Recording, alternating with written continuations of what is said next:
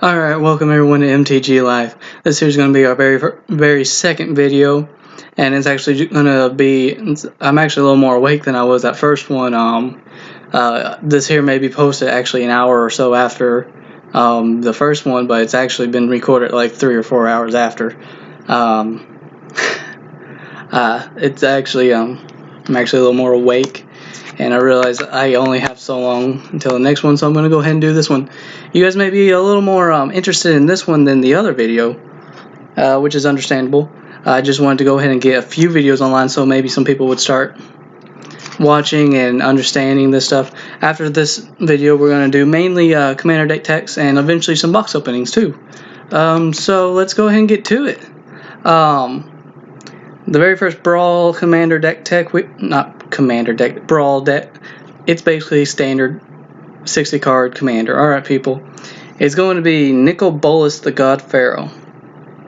Yes, Grixis control people. Blue, black, red, and 4 generic mana for 7 loyalty planeswalker with +2. Target opponent exiles cards from the top of his or her library until he or she exiles a non-land card. Until end of turn, you may cast that card without paying its mana cost. +1. Each opponent exiles 2 cards from his or her hand. -4. Bolas God Pharaoh deals 7 damage to target opponent or creature an opponent controls. -12. Exile each non-land permanent your opponent controls. Okay.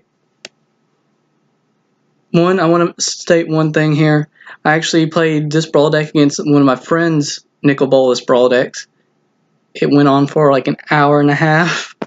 Okay, this is going to be a largely control deck.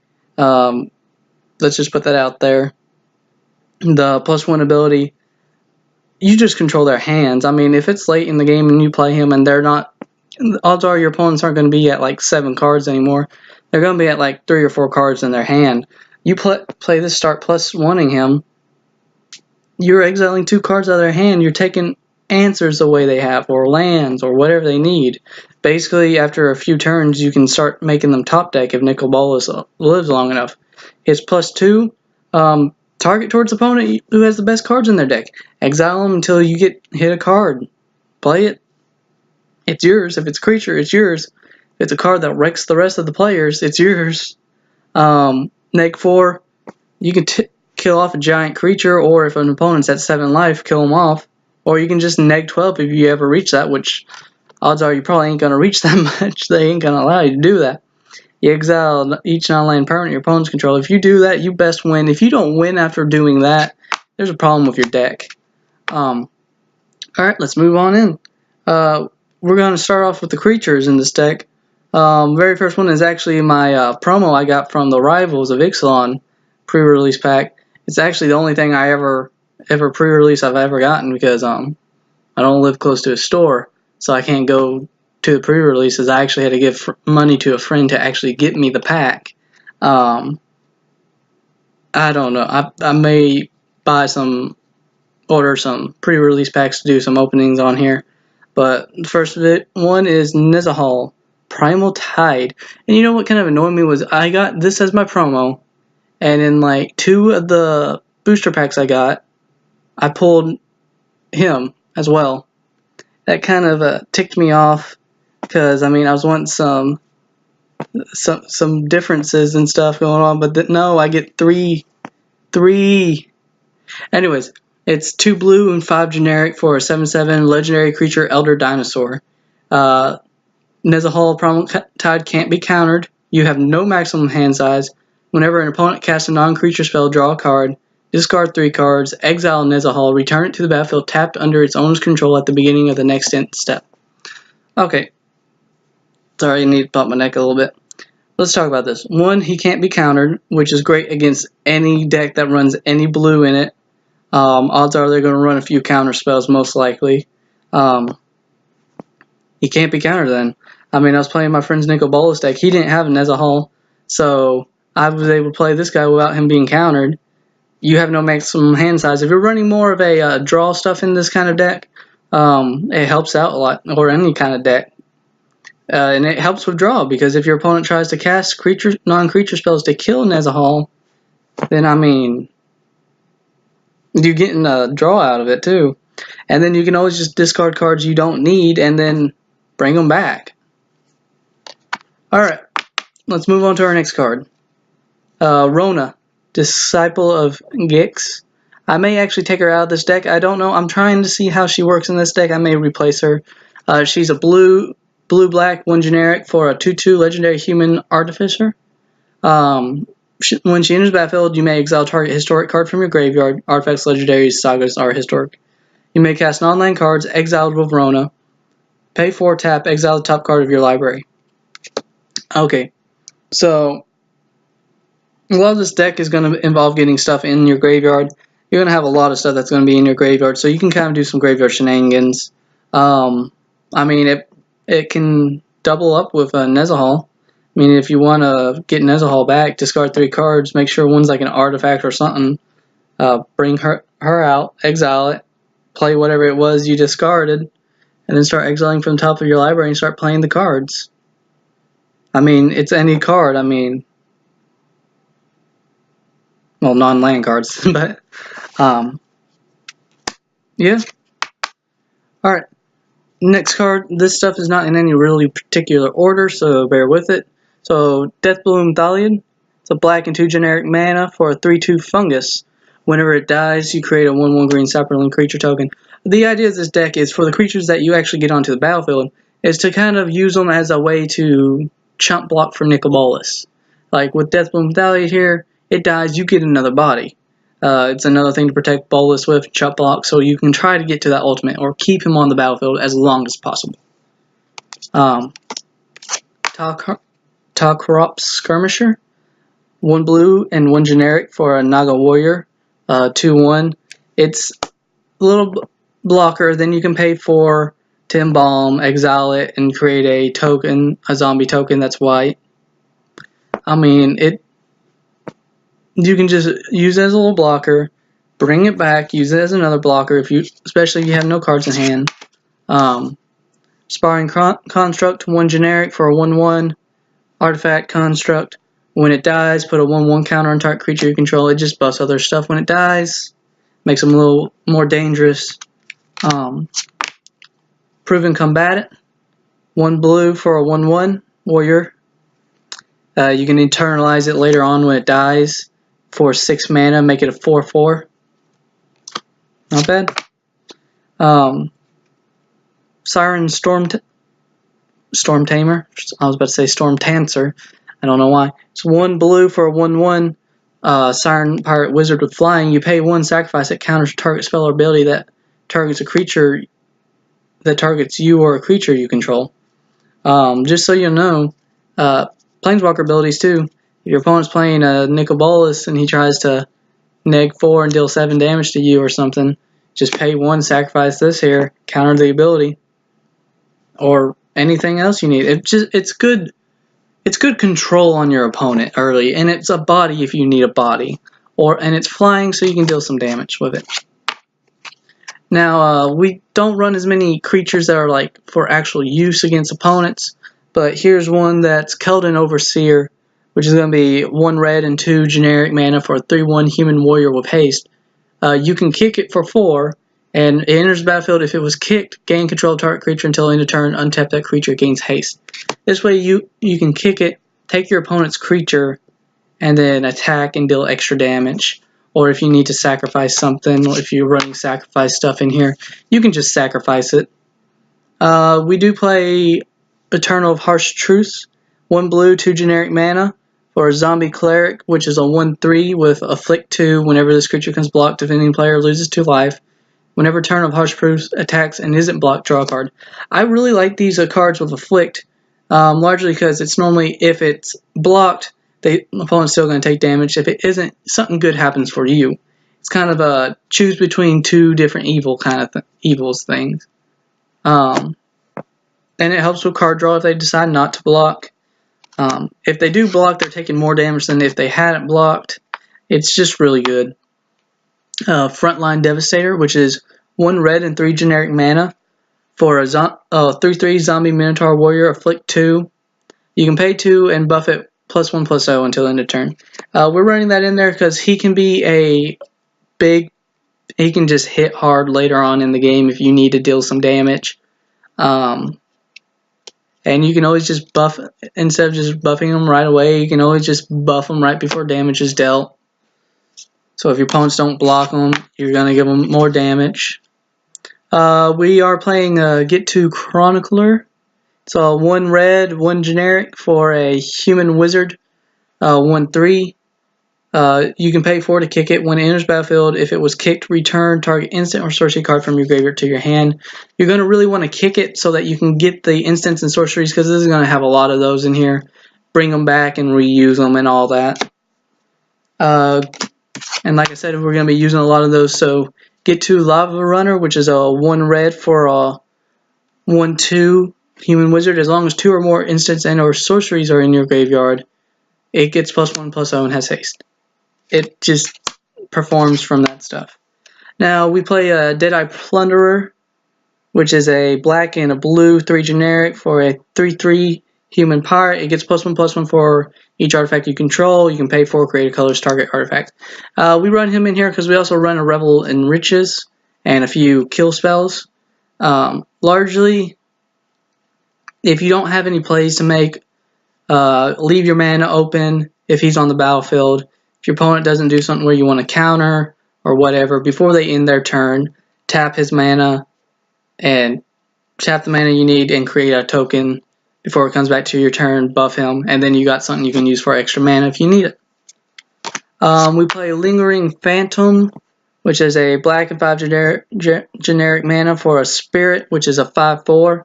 Whenever you cast a historic spell, you may pay a black. If you do, return it from your graveyard to your hand. It's just something that you can just keep chump blocking with. Alright, we also run a Fire Elemental, 2 red, 3 generic for a 5/4, just to have a bigger body. And we run a Feral Abomination, a black and 5 generic mana for a Thrall 5/5 Death Touch. We run it for the Death Touch to keep your opponents from kind of hesitating to attack with their big creatures, because they know you're just going to block with a Death Touch. Even if it's going to kill it, they're going to lose theirs, and so on. Alright, now we're getting more into the enchantments, instants, and sorceries. Alright, now Dead Man's Chest. 1 black, 1 generic mana for Enchantment Aura. Enchant creature an opponent controls. When it dies, exile cards equal to its power from the top of its owner's library. You may cast non-land cards from among them for as long as they remain exiled, and you may spend mana as though it were mana of any type to cast those spells.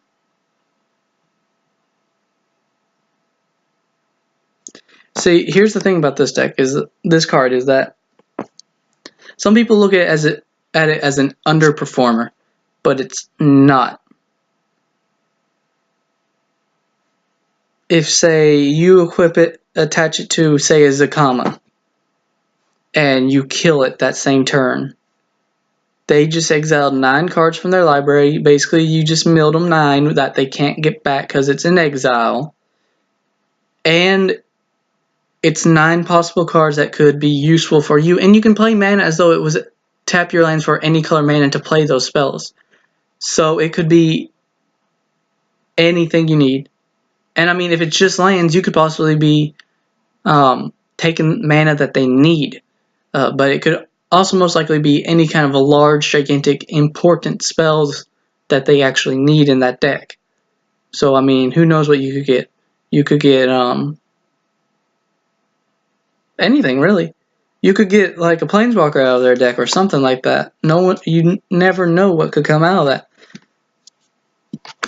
Next card we play is an Hour of Eternity, which is 3 blue and 2 X for sorcery. Exile target creature cards from your graveyard.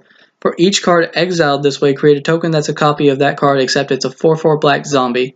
We play this largely for the late game if it's running long, because you're going to be countering. You're going to be playing more sorcery and instant stuff. All your creatures are really meant to die. They're all little tiny stuff that's not really going to do much later on in the game. So you're just going to use them chump block and protect Bolas.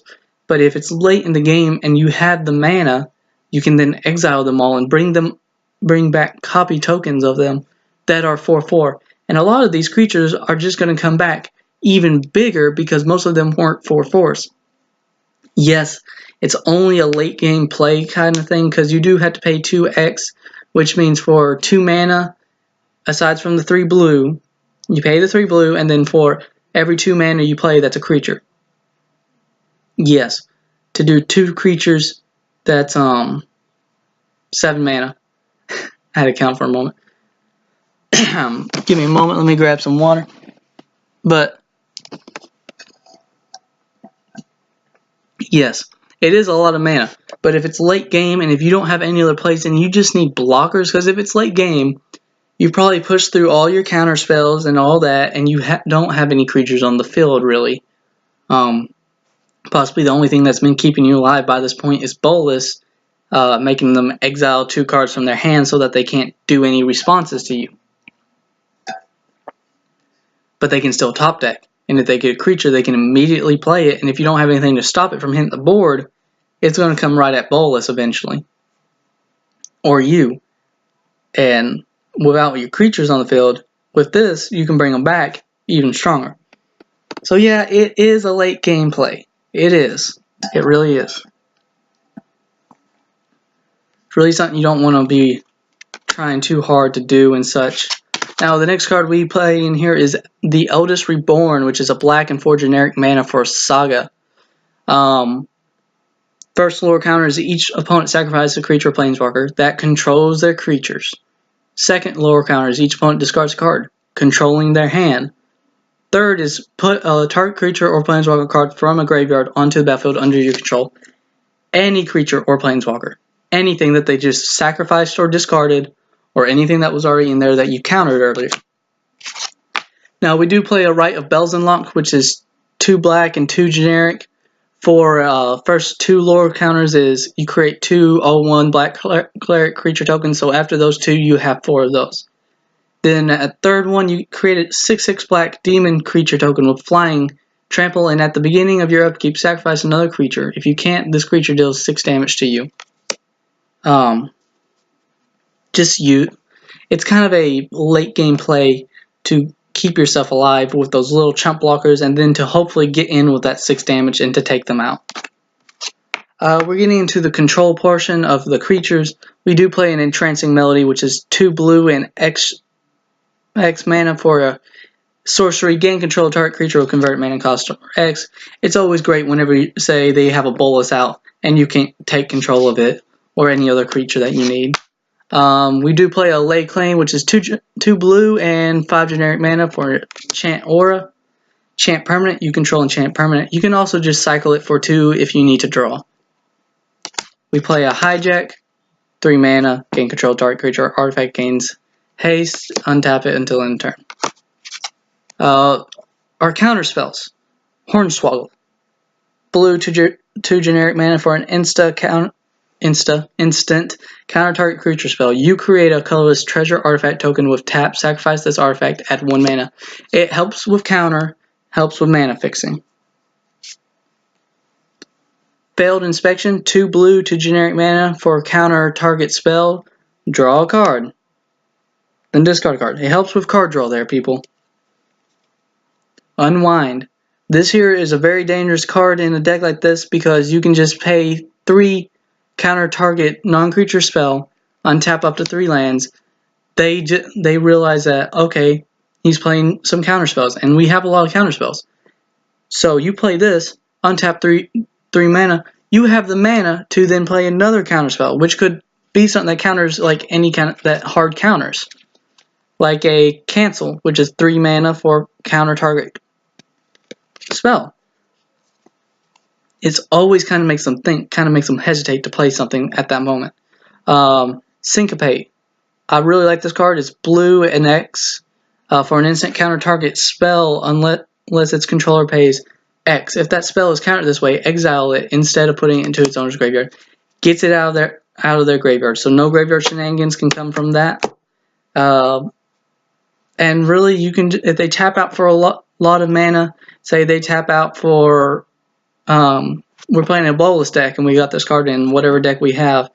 They tap out for 7 mana. They have no more mana. Play this for 1 blue. They can't counter it. Blink of an Eye is a really good card. It's a blue and 1 generic mana for an instant. You can pay 2 to kick it. Return target non-land permanent to its owner's hand. If the spell was kicked, draw a card. It helps with some card draw. And unsummon, of course, in any blue deck. Blue for an instant, return target creature to its owner's hand. Now we're getting into our kill spells. Cast Down. Black generic mana for an instant, destroy target non-legendary creature. It's just hard kill. Contract Killing. 2 black, 3 generic mana for destroy target creature. Create 2 treasure artifact tokens. Kills a creature, you get 2 tokens. Impel. 2 black, 2 generic mana for sorcery, destroy target creature. Dark Bargain. We play this in here because it's a black and 3 generic mana for an instant. Look at the top 3 cards of your library, put 2 of them into your hand and the other into your graveyard. Deals 2 damage to you. It just helps you out. Alright? It just helps you out. It helps you get cards into your hand that you need. Final Parting. 2 black, 3 generic mana. For sorcery, search your library for 2 cards, put 1 into your hand and the other into your graveyard, shuffle your library. It helps you get those cards you need. Now, I really recommend this card in any kind of blue deck. It's Flood of Recollection. It's a really good card. It's 2 blue for sorcery, return target instant or sorcery card from your graveyard to your hand, exile Flood of Recollection. It's 2 mana to help you get back anything that you need. Counterspell, kill spell, whatever. Radiating Lightning. It's a red and 3 generic mana for an instant. It deals 3 damage to target creature and 1 damage to each target player, and 1 damage to each creature that player controls. It just helps kill some stuff. Arterial Flow. It's 2 black and 1 generic mana for sorcery. We're playing it for each opponent discards 2 cards. It just, if you're playing multiple people at the same time, it just controls their hands even more for 3 mana. Opt, of course, 1 blue for scry 1, and then you draw a card at instant speed. Weight of Memory, 2 blue, 3 generic mana for sorcery with draw 3 cards. Target player puts the top 3 cards of their library into their graveyard. Milling them out while you get 3 cards. What in the world is that? Anyway, that's weird. Give me a moment, please. Oh, that's weird. Anyone else notice the I don't know if you can see it, but the black little line there now that they have between the text and the flavor text stuff? I haven't noticed that till now. I mean, for example, here's like an opt from Ixalan. It doesn't have it. Oh, that's weird. Has anyone noticed, actually commented on that? I mean, that's kind of weird. Is that just me, or has that been in other cards? Is that in other cards? No, that's kind of weird. I just noticed that. Sorry about that, everyone. Our final card, of course, is Revel in Riches, which is a black and 4 generic mana for an enchantment. Whenever a creature an opponent controls dies, create a colorless treasure artifact token with tap. Sacrifice this artifact, add 1 mana of any color to your mana pool. At the beginning of your upkeep, if you control 10 or more treasures, you win the game. Mana fixing.